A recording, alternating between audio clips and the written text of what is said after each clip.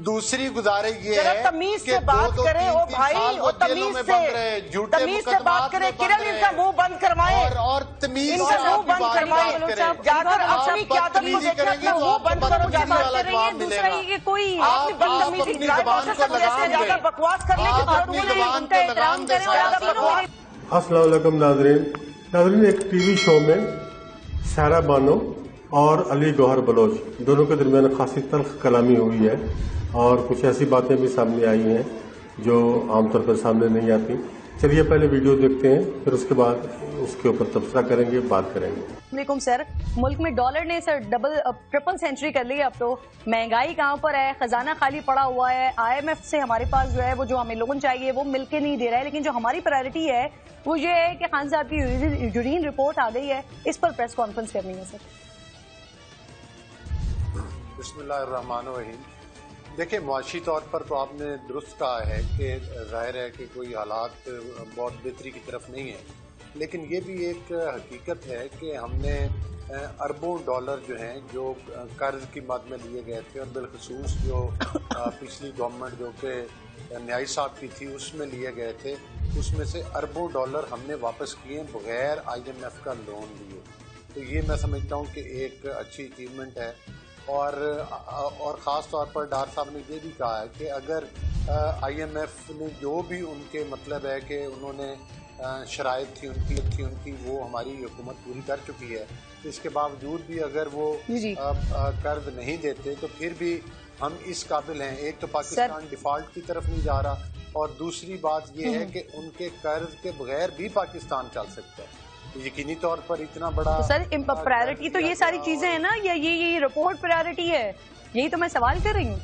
नहीं देखें, जिस नहज पर खान साहब ने मुल्क को पहुँचाया है और जिस तरह से कि वो अपनी टांग के ऊपर पट्टी बांध कर और उस टांग को कैश करवाने के लिए सियासी कैश करवाने की कोशिश करते रहे, उसका एक्सपोज होना भी ज़रूरी था, क्योंकि उन्होंने मुल्क में एक इंतशार फैलाया हुआ है। जिस शख्स ने पाकिस्तान में सियासी तौर पर इंतशार फैलाया और जिस मुल्क में आइन और कानून की धज्जियाँ उड़ाई हों, उसका एक्सपोज होना ज़रूरी है। अवाम को उसका पता चलना चाहिए कि असल हक़ाइक़ क्या हैं। असल हक़ाइक़ ये हैं कि खान साहब को फ्रैक्चर नहीं हुआ था, लेकिन वो उसके ऊपर प्लस्तर बांध के फिरते रहे। बाकी जहाँ तक आप रिपोर्ट्स का जिक्र कर रही थी, तो वो तो ज़ाहिर है डॉक्टर्स ही बेहतर समझते हैं, लेकिन आज मेरा ख्याल है कि उन्होंने इस पर प्रेस कॉन्फ्रेंस की है, क्योंकि खान साहब को तो फौरी तौर पर रिहा कर दिया गया था, तो शायद रिपोर्ट तो उसी वक्त की बन गई होगी, शायद पब्लिश आज की है और उस पर उन्होंने बातचीत आज की है। तो मैं समझता हूं आज भी नामुकम्मल रिपोर्ट्स हैं गौर साहब।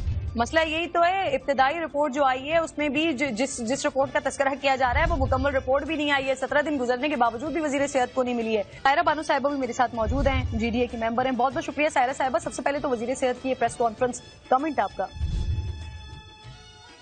वालेकुम अस्सलाम। वजीर सेहत का वो पुराने जमाने में राजपूतों ने जब अपने बच्चों को सजा देनी होती थी तो वो उनको वो उनको खुद नहीं मारते होते थे, वो किसी चमार से एक थप्पड़ लगवा देते थे। तो राजपूत का बेटा होता था, उसके लिए यही बहुत बड़ी बात होती थी, किसी चमार से थप्पड़। जी, और सही, अच्छा बता सकते हैं आप? आगे बढ़ जाते हैं अब इस रिपोर्ट से। मुझे जी सारे साहिबा। हाँ जी, बाकी रिपोर्ट की उन्होंने बात की है। देखिए, वो किसी की भी बीमारी का मजाक नहीं उड़ाना चाहिए। अब देखिए, 1 साल से हमारे PDM के सरबराह बिल्कुल सही हैं। हम उनको व्हील चेयर्स पे देखते थे, हम उनको कमर पे बेल्ट बांधे देखते थे और लटकते पटकते देखते थे। अब भी माशाल्लाह ठीक है, 2-2 घंटे की खड़ी होकर तकरीरें भी और सारी चीजें भी, ये सारा कुछ हम देख रहे हैं। सही। और ये कि रिपोर्ट्स आनी चाहिए, तो आपकी राय आ गई इस पर? प्लेटलेट्स की रिपोर्ट, वो तो जनरल सर्जन बाजवा और ड्यूटी डॉक्टर जनरल फैज के पास थी वो रिपोर्ट्स, जिन्होंने उनको बोला कि इनको बाहर भेज दिया जाए। तो देखिए, वो पंजाबी में मिसाल है कि छज कहे छाड़नी को, यानी कि छज खुली भी होती है, वो छलनी को बोल रही है तुम्हारे में कितने सुराख हैं। तो इनको ऐसी बातें करनी नहीं चाहिए। जो इस वक्त मुल्क के हालात है ना, ये सिर्फ उन पर तवज्जो दे, जिनका काम है उनको करने दे, और जो दुहाई देकर अगला सवाल भी साथ साथ ले लीजिए।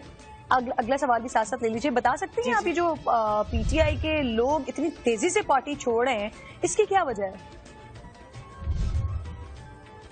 اس کی وجہ تو دیکھیں کہ انہی کو پتہ. مجھے یہ سمجھ نہیں آتی کہ واقعہ 9 مئی کو ہوا, یہ 26 کو مذمت کیوں کر رہے ہیں؟ کوئی 26 کو کر رہا ہے, کوئی 25 کو کر رہا ہے, کوئی 24 کو کر رہا ہے, اس سے پہلے سوئے ہوئے تھے.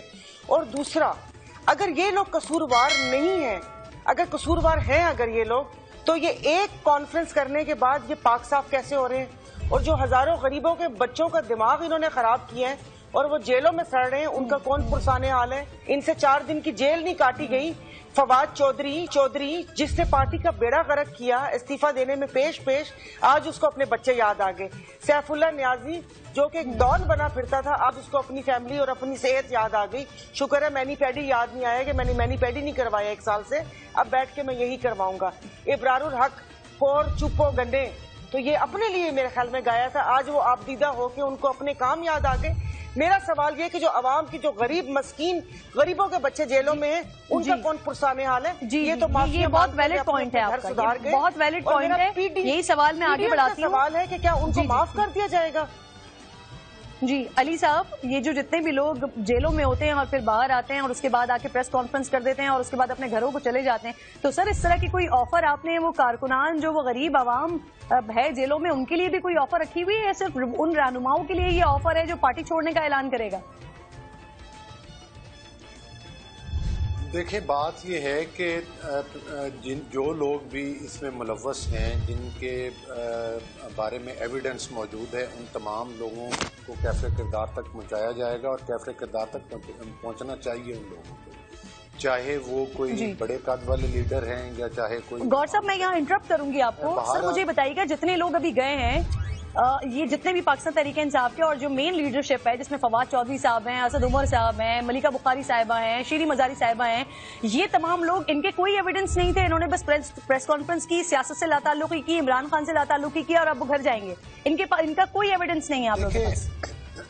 دیکھیں بات یہ ہے کہ آپ نے بھی میڈیا پہ اتنے دنوں میں یہ بحث چل رہی ہے, اور جس طرح سے ان لوگوں نے پاکستان کے ساتھ کھلواڑ کیا ہے, تو اس میں جن لوگوں کی آڈیوز ہیں, ویڈیوز ہیں, وہ کافی حد تک تو سامنے آ چکی ہے. دوسری بات یہ نہیں ہے کہ ان تمام لوگوں کے اوپر صرف کوئی کیسز تھے تو وہ چھوڑ کر چلے گئے ہیں.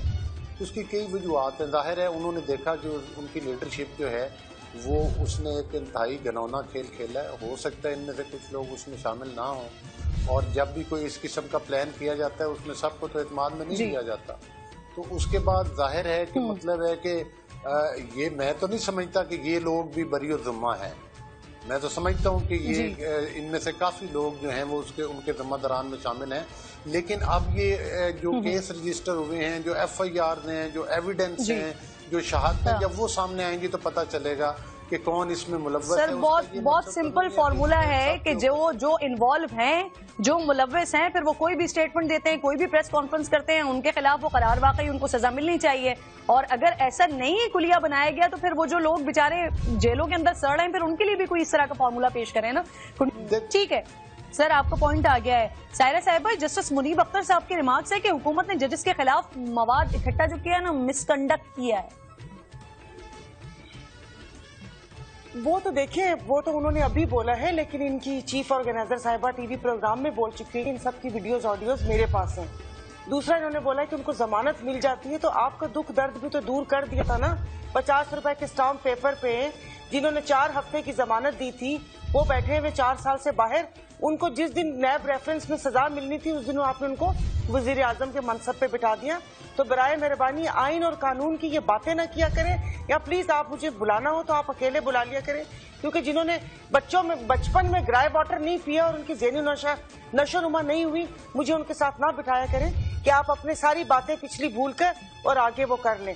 ججز کا پوری دنیا حضرت عیسیٰ کا انتظار کر رہی ہے, یہ جسٹس فائز عیسیٰ کا انتظار کر رہی ہے. دیکھیں آپ میرے لیے قابل احترام ہیں. میں ان کو جواب آپ کو نہیں دے رہی, آپ کو نہیں دے رہی, اور آپ نے جو کچھ پیا ہوا ہے وہ میں نے نہیں پیا ہوا. دوسری گزارش یہ ہے दूसरी गुजारिश ये जरा है तमीज से कि बात दो-दो, करें ओ तीन-तीन भाई, साल ओ वो जेलों तमीज में से बंद रहे, झूठे तमीज से बात मुकदमात करें। में बंद किरण इनका रहे। मुंह बंद करवाएं और तमीज इनका से मुंह आप बंद बात करवाएं। करें। जाकर आप अपनी क्यादत को बदतमीजी देखिए, करेंगे अपना तो मुंह आपको बंद करो। बदतमीजी जाकर वाला जवाब दूसरा मिलेगा। ये कोई आपने बदतमीजी अपनी इजहार जुबान कर को सकते लगाम हैं, दें। ज्यादा बकवास करने की आप जरूरत अपनी नहीं है। जुबान उनका को एहतराम लगाम दें करें और आप साहब। तीनों मेरे लिए अपनी आप जरूरत अपनी नहीं जुबान थी। को लगाम मैं दें। आप तीनों से आप रिक्वेस्ट तमीज करती से हूँ बात करेंगे तो ज्यादा आप क्या आप दोनों से रिक्वेस्ट करती हूँ, आप जुबान दोनों को मेरे लिए लगाम मौजूद दें। हैं। आपको प्लीज अकेले ऐसी बात बैठ ना के करें। बात ऐसे करनी है बात ना, नहीं जाकर कोई यूट्यूब बिल्कुल ठीक है, आप दोनों की बात समझ नहीं आ रही है। सायरा साहिबा आपकी भी और गौर बलोच साहब, ऑब्वियसली बात समझ नहीं आएगी तो आवाम तक ये सिर्फ लड़ाई झगड़ा पहुंचेगा और वो 24 घंटे वैसे ही हो रही होती है आजकल। तो देखा दोस्तों आपने, ये हाल है हमारे सियासतदानों का।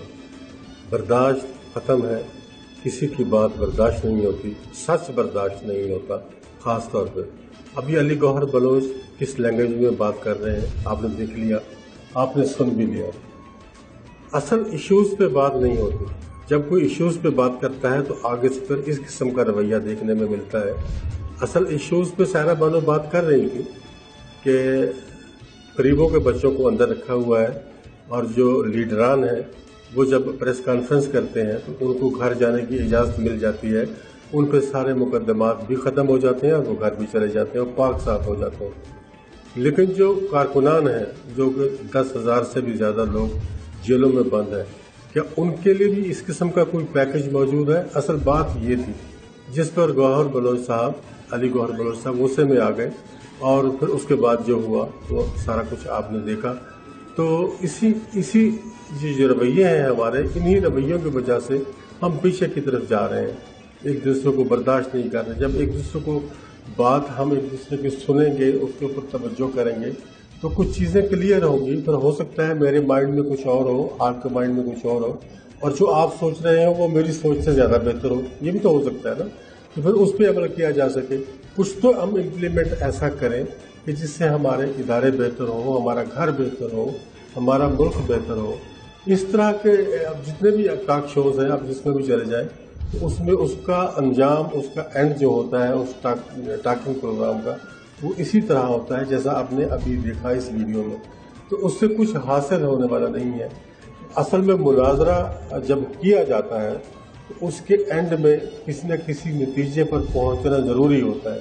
अगर आप किसी नतीजे पर नहीं पहुंचते, अगर आप अपने हरीफ को अपने बात पर कायल नहीं कर सके, तो फिर आपने जो कुछ भी किया वो वक्त को ज़ाया किया, बिल्कुल फजूल गया आपका वो वक्त भी और आपका वो सारा एफर्ट भी। तो आपका क्या ख्याल है इस बारे में? अपनी राय का इजहार कमेंट बॉक्स में जरूर कीजिएगा। आपके कमेंट्स का मुझे इंतजार रहता है।